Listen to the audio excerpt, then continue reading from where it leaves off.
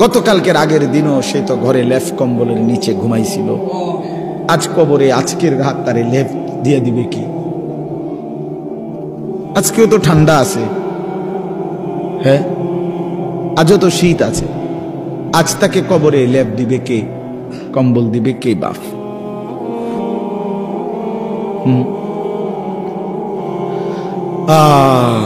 এজন্য দোস্ত আমার, বন্ধু আমার,